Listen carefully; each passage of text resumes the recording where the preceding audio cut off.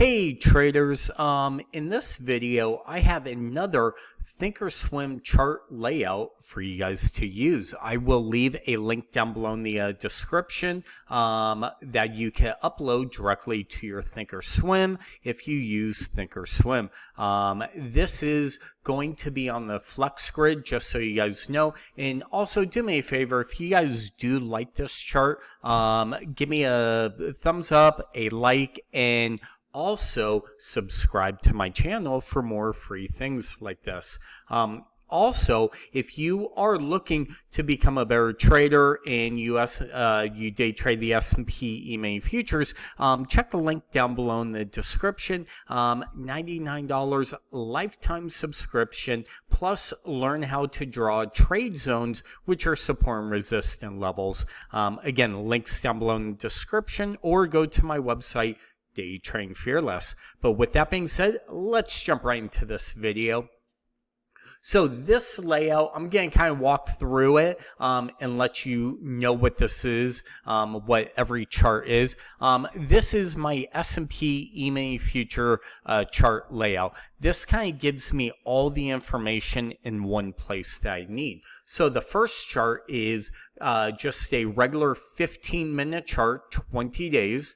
Up here, I have the previous candle's low, midpoint, 50% fib level, and then the high, right? And then just a basic chart with the 200. So what I like to do is zoom in, and this yellow line is the same as these levels up here.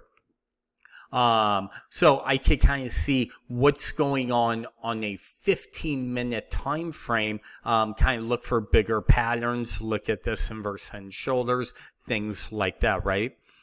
Down below is just a basic 5-minute chart with the RSI, 5-day, 5-minute chart. RSI, first hour high and low are these levels, and then Fibonacci extensions above and below.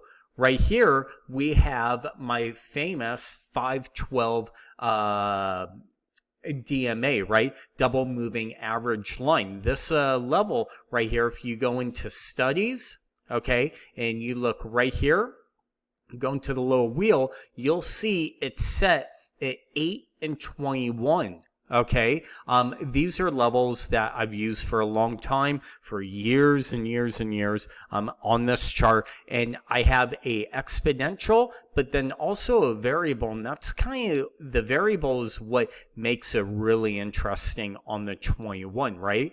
And it's essentially when they're crossing, price will change color with the trend line, right? So you could see when price closes, confirms the next candle, it will turn red, and then guess what? There you go. There's a trend. A lot of times when you start to trend, any kickbacks to the line is usually a quick short scalp potential, things like that. When it reverses, maybe if we're at a support level, or a nice divergence, right? You could trade my divergence setups directly from there, things like that. So 821 double moving average, again, first hour high low, fibs 200 period, and then the red and green dots and the black dots are usually signaling highs and lows. And then when you see red like this, or sorry, not red, green candles while we're in a trend, either blue or red, that means that we are way, way oversold. If you see white, that is just so oversold. There should be a reversal coming up, right? But the reason I do this is because it's very easy to be able to find divergences with these levels, right? We see we kind of made a high here, pull back, made a high here, and then as we're rallying, you see the blue levels. Well, that's where you just kind of watch the candles, maybe look for a potential reversal there. So that's the best way to trade this. I've done other videos. Check my YouTube channel for the 821 DMA. Now, on the left-hand side, over here is a basic 1 minute S&P Emini futures chart, I have a fast stochastic and also a full stochastic, right? This is kind of showing you what's going on the 5-minute chart. This is what's going on the 1 minute. I'm looking for divergences on both of them. We could see kind of right here, there's a very, very slight divergence going on right here. And then if we look right here, we could see it on the 5-minute, very, very slight. But if we look at the 1 minute, we could see the divergence too, right? So it's giving you a lot of information just based on the 1 minute chart of what's going on. So I really do like this chart. This is probably my other main chart that I use on a daily basis. Over here, we have AD lines, advanced decline lines, with a 0 line. Even though the market was up today, we stayed kind of below the 0 line, right? So, which is kind of bearish throughout the day. So there was a little divergence. While the market was up, AD lines never actually got too positive. And then my holy grail, my today only 3-minute chart. I know it says 1 minute now, but when I give you guys the what you call it, it'll say today only. It'll probably be black until the market opens because it's only a regular trading session.